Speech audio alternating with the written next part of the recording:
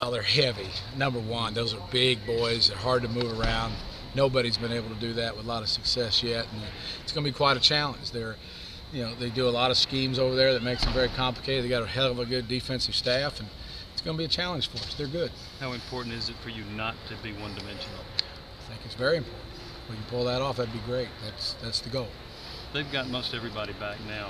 Just talk a little bit about their secondary as well, because that's where they have missed a number of people. Well, I think they've been playing pretty good back there. I don't know how the additions of the young men that have been on suspension will affect their defense. They look like they're playing pretty good right now.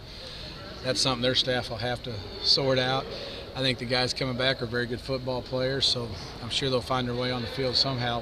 How they'll shuffle it, I'm not sure. I just know they got good players. They got them all over the spot. Their corners are playing well. The safeties are hitting people. So you put another good safety in there that likes to hit people, that's got to benefit them.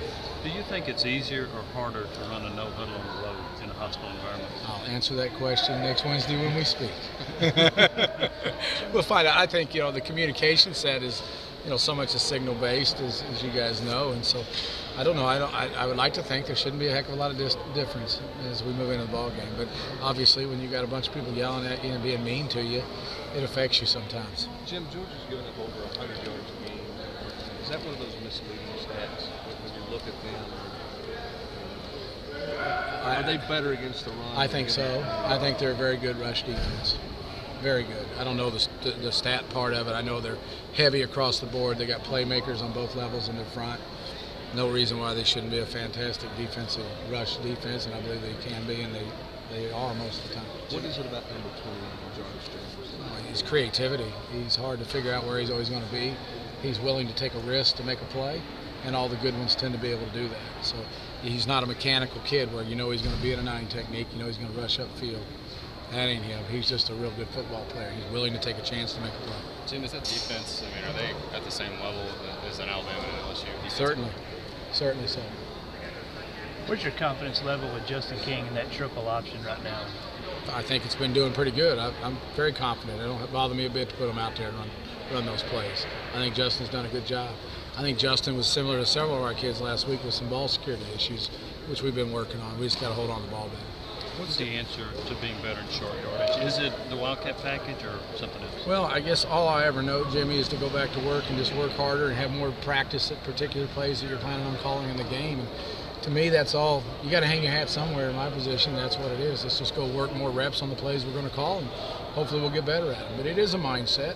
We got to move some people out of in there, and we got to feel comfortable we're doing so. Coach Dooley said that Tyler Brady's very limited on checking off on run plays that are called. Does that limit you a little bit, do you think? I don't think so.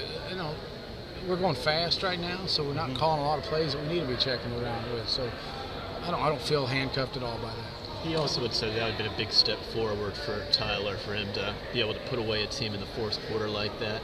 How much can that help us in terms of this momentum going into this stretch, playing Georgia? Well, I think anytime you have success and you're a young man, I think it benefits you. So we'll see. Every game brings about new demons and new good things. So who the heck knows? I feel comfortable that he went out and played pretty well, and we played with a pretty nice calm about us throughout this past ball game, and hopefully that'll continue. When you looked at the red zone production, having to kick 4 field goals on the runs, that's pretty crazy. What did they do anything different, or was that just self-inflicted wounds in the red zone? Well, I think every coach, it's always the truth lies somewhere there within. I think that we had some execution issues and protections that prevented us from scoring some touchdowns, and they've made a few nice plays down there, so I think it's a little both. Rajon, I think 230-something yards these last 2 games. What's the difference you've seen in him these last couple games in terms of just what his running ability, what choices he's making? Oh, I just think he's getting vertical with the football a little bit better than he has in the past, and he's playing hard, and it's important to him. He's really practicing well. I attribute most success on the football field comes right back out to Monday through Friday out here, and I feel like he's practicing pretty maturely right now. Jim, you mentioned Georgia's defensive staff. What is it?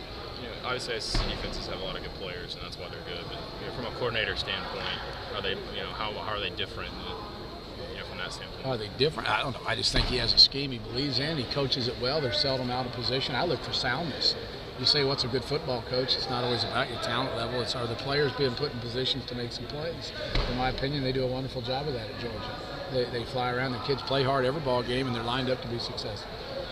You know, at the end of the day, they're putting food on the plate. You know, they got to go eat it. You know, it's a good deal. So I think they do a nice job. Would you like to get the ball more to Patterson, or does he have to do things to earn getting the ball? Well, more? I think definitely I'd always like to get the ball to him. He's a special player, and he knows that as a wide receiver. He's got to continue to develop his route running skills, and I got to find ways to get him involved with the ball game more. I got to call the routes to make sure I get him the ball. I think he's very good, very talented, and I got to find a way to do that. And that's been something I've thought a lot of since the beginning of the season to now, and I continue to do that. How close is he on the route running? I think he's pretty close. Yeah. I think he's close. He gets better every week. There's no question about it. It's tough, you know. I've often said that sometimes it takes 5 or 6 games for an offense to hit really clicking in a passing game. Then the junior college players that come in within those passing games take about the same amount of time. So it just takes time to learn how to practice correctly and learn how to get on the same page with the quarterback. And I think we're working through that, and I believe the kids understand the importance of practice, and they're going out and trying to do that. I think we'll continue to see improvement in that regard. Is that why you see him have a big number against bigger name opponents, so to speak? And his numbers against NC State and Florida are very dramatically different than his numbers against Georgia State. Yeah, is that just maturity and growth of every week? I don't know. I don't even think about that stuff. I just think game in, game out, we got to continue to try to give him the ball, and he's got to go for this. Jim, when you look at Jarvis Jones, I don't know whether it's fair or not, but the rap on him seems to be that there are other guys in this league who have some of the same physical abilities, but that his just motor, his tenacity kind of separates him. I know he's a special talent, but does his motor stand out as much as a lot of people say that it does when you watch him on film? No, about how hard he plays? Yes, certainly. Yeah, he makes a lot of plays from behind. That boy plays hard. He's a very good football player. And in my opinion, when you're classifying good football players, the first quality that they all have is they play hard. At any position, it don't matter. The good players play hard, and he's a good player.